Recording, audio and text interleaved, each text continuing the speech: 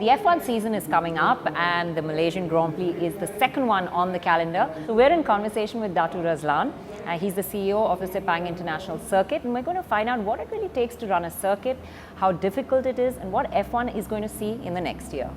So, it's been really hard with F1 keeping the viewers. A lot of viewers feeling that F1 is becoming very clinical. Vettel's been running away with races. It's become like the years where Michael Schumacher was there and, everything sort of became static. So has it been hard getting the viewers to the circuit?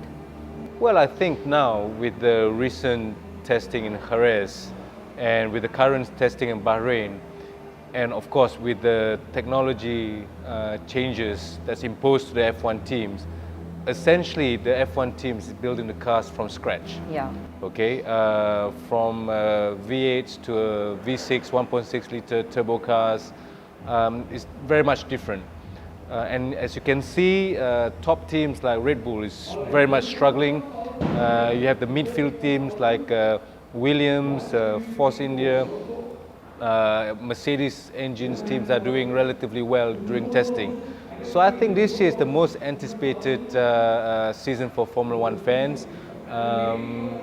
We hope Vettel will not dominate the season again.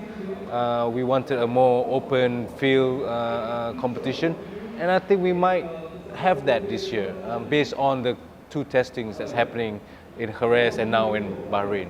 But have you seen an interest waning over the years, even in Malaysia? Because Malaysia is one of the circuits that normally has good viewership. But have you seen that coming down in the years? Has it been difficult to sustain? It's always a challenge. F1, number one, although an exciting sport, the third biggest motorsport event in the world, but to promote it every year is a challenge. Because of the cost of hosting Formula One, our ticket prices must be right. We don't want it to be too cheap. We don't want it to be too expensive. We try to get the fans closer to the sport, to get the teams to engage more with the fans. So we're doing quite a number of things, off-track events, off-track entertainment, to sell Formula One as a wholesome experience, because our competitors is basically viewers watching it in their living room, the comfort of their living room, air conditioned and so on, HD as well. So it is a constant challenge. I'm not saying at the same time it has declined. Our strategy is always to get the fans that's on the fence and first-time Formula One fans. So there's still a lot more Malaysians out there who have not been to Formula One, and our strategy is to play around with ticket prices so that it's more affordable for them to come and watch. So that's something interesting, I think, for people to hear. But like you were talking earlier about Red Bull, I mean, that seems to be their yearly experience. They start off slow, they seem very bad in practice runs and in tests, and then suddenly mid-year they become very strong and they dominate. I mean, that's what we've been seeing over the last few years. But when that happens, do you see over the year also the entire viewership waning Well, because we are round two, it's easier but a challenge because we always wish to have a little bit more lead time to publicize what happened during the championship. So there's an advantage to being up earlier. There is an advantage of being the first few races in the beginning because it's relatively uncertain at the moment, and round one being in Australia, street circuit. Yeah, it's a good racetrack, it's a good street circuit, but you can't really establish how well the team will run because it's a street circuit. And Malaysia is much harder on the tires. Malaysia, as well. a proper racetrack, that's where you see the true potential of the circuit, of the cars. The weather factor, the rain factor. I think it's interesting to see how many cars will finish for the Malaysia Grand Prix. But I think subsequent rounds, round 3, 4, 5, once the teams start getting their acts together, they understand the car better, then you can see who is quicker in adapting to the technology changes. Well, you've got a neighbor in Singapore that's done something unique with Formula One. They've got a night race going. So do you think we would see changes along that line even on racetracks in the future? Well, I cannot deny the fact that we are thinking about it. We've been hosting Formula One for 16 years now. and we're always trying to find something that is very, very different. And we might contemplate to follow what Bahrain is doing. They are hosting their first night race in conjunction of their 10 years anniversary. In fact, I just came from Bahrain to see how they did their lights. It's quite impressive, very impressive. In fact, not cheap, of course. So we have to weigh the cost and benefit of it. But I think it's still an exciting event. But it is a challenge. But that's just it, nothing about Formula One is cheap. The track has to be to certain specifications, there are a lot of requirements of it, so it's very difficult to sustain. How do you manage to sustain it, beyond a Formula One event? And, racing, I'm sure that you do have other events there, but it's few and far between. So how do you sustain the track and make it viable? Okay, number one, Formula One, the impact of Formula One is not 100% benefiting Sepang International Circuit. The circuit will never make money for hosting Formula One, but it has a direct economic impact to a country like Malaysia. Hence, after 16 years, the Malaysian government is still supporting Formula One. It's still relevant. It does have a positive, very much positive economic impact to the country. The immediate recipients or beneficiaries of this economic impact includes hotel, airlines, retailers, you name it.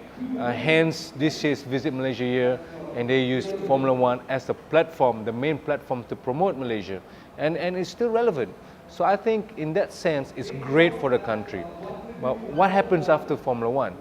Well, believe it or not, we are more or less self-sustaining for the last 5 years at least.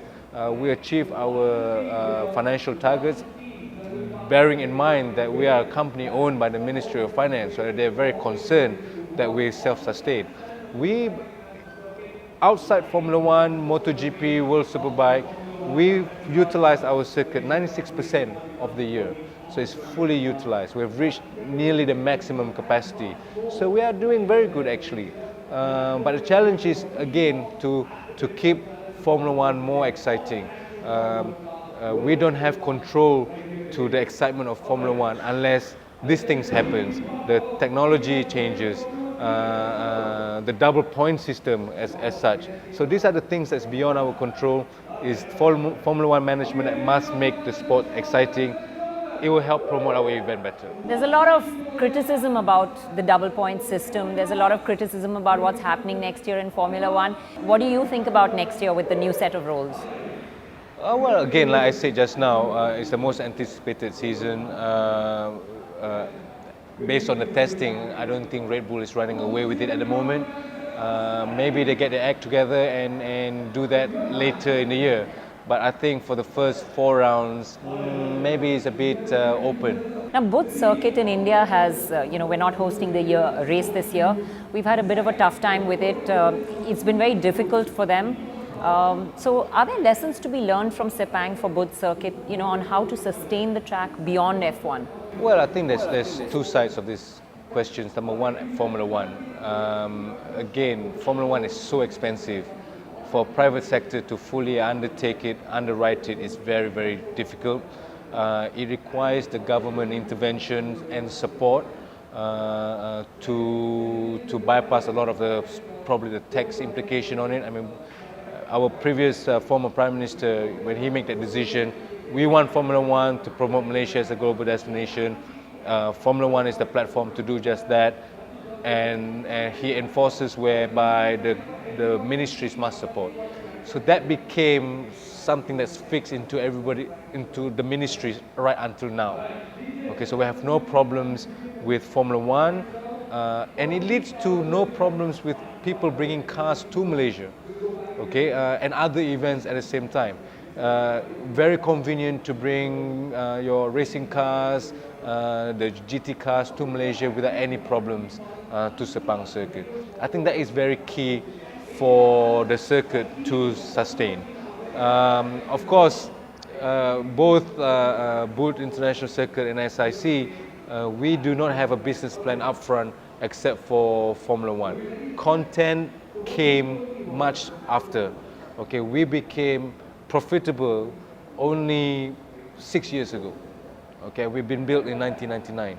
Okay, I think that the market will slowly pick up, and a lot of that has to do with events that we have like Formula One as a catalyst, MotoGP, and so on. So it's important, I feel, so that the circuit can self-sustain. So government support is very key, not only for Formula One and other international events, but for self-sustaining for a circuit.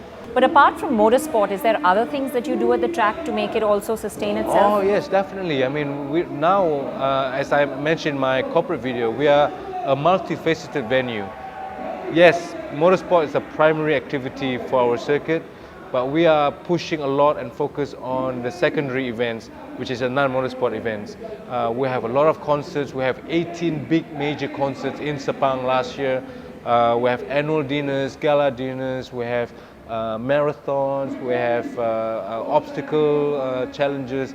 A lot. A lot of around the non-motorsport events that also help sustain the track. Oh yes, I mean, at the same time, not only sustains, create awareness. You make the track accessible for the normal Joe to experience what it's like to be on a Formula One circuit, to go up to the podium, free, ease of access. At the same time, that's where we sell the Formula One tickets, that's where we sell our merchandise, that's where we have all the information about the race. So they go in, have a run, and suddenly they see information. So it creates that awareness, it creates that bonding between the circuit and the general public. And lastly, my last question to you, that what makes, in your opinion, Sepang a unique circuit? Why would a viewer come to Sepang over other circuits? What do you think is the unique point of Sepang? First of all, every circuit is unique around the world, and fortunately, Sepang circuit is the only world-class Formula One circuit in Southeast Asia. Again, if we do not have Formula One, not many people know about Sepang circuit. In fact, everywhere you go, when you see the hibiscus of our circuit, they say it's Sepang. If you say Formula One, it's in Sepang. Sometimes not even Malaysia. So after 16 years of hosting Formula One, that is the big impact. People can relate, foreigners can relate to Sepang circuit. We have, now with Visit Malaysia year, we have a lot of traffic coming into Malaysia. We have a lot more transit passengers coming to Sepang circuit just to be there for a circuit tour, take pictures and all that. So I think people, motorsport fans, find each circuit unique. Especially when it's accessible, that they can go and take pictures, they can go in and run on the track, go to a race control and all that. I think that makes it different from other circuits. Great, it's been great talking to you, and thank you so much for Thank you, pleasure.